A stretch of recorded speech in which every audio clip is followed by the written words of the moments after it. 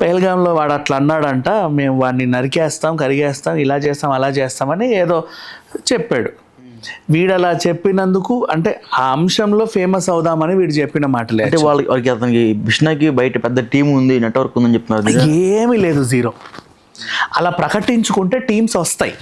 నీకు అర్థమైందా ఎలా? ఇప్పుడు నేను అండర్ వరల్డ్ డాన్గా పెద్ద బోర్డు పెట్టేసుకున్నా, అండర్ వరల్డ్ డాన్ అని. ఇక్కడే పెద్దగా ఊరికి పెద్ద కూర్చొని ఇట్లా కూర్చున్నా, టోపీ పెట్టుకొని, ఇక ఉంటుంది ఈ సిగరెట్ ఇట్లా కూర్చున్నాను. అండర్ వరల్డ్ డాన్ ఎవడు అని చెప్పేసి, మనకు తెలియని డాన్ ఎవడరా అని చెప్పి లోకల్లో ఎవడో ఒకడు వస్తాడు.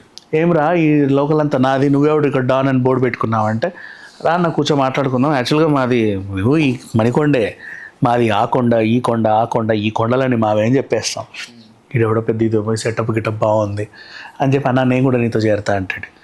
ఈయన్ని పరిచయం చేసుకుని ఆడెనకాల వాళ్ళని పరిచయం చేసుకుంటాడు, ఆని పరిచయం ఆడెనకాల వాళ్ళని పరిచయం చేసుకుంటాడు.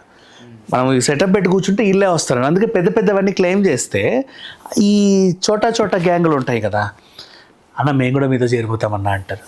వీడికి అసలు గ్యాంగే లేదు, వీడిని ఉద్దేశించి మళ్ళీ దాన్ని విస్తరిస్తూ ఉంటారు. ఈ టైప్ ఆఫ్ పీపుల్ ఉంటారు, చాలా సినిమాల్లో చూసాం మనం. ఇది బిష్నోయ్ యాక్చువల్గా చెప్పాలంటే, ఒరిజినల్గా బిష్నోయ్ క్యారెక్టర్ ఇది.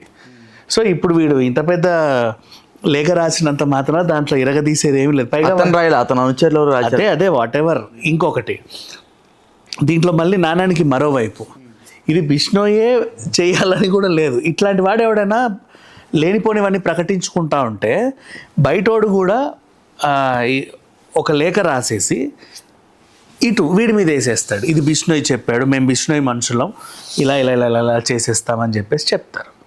ఇక్కడ ఏం లేదు, వీళ్ళందరూ కూడా డాష్లే.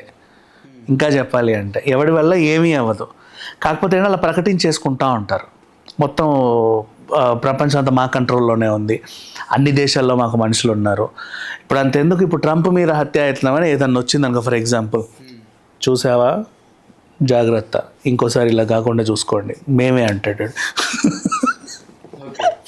ఈ టైప్ వాడు అలా ఎదుగుదామని చూస్తాడు. అంటే అట్లా ధైర్యంగా చెప్పుకోవడం కూడా ఒకటి ఉంటుంది కదా, ధైర్యంగా చెప్పేస్తాడు. అది చూసి చోటా చోటా అరారాలు ఉంటారు కదా, వాళ్ళు ఏం చేస్తారు, అన్న నేను మీతో చేరుతాం, అసలు నీ పేరు చెప్పుకోవాలన్నా బతుకుతాం, కానీ సరే బతుకుపోండి అంటాడు.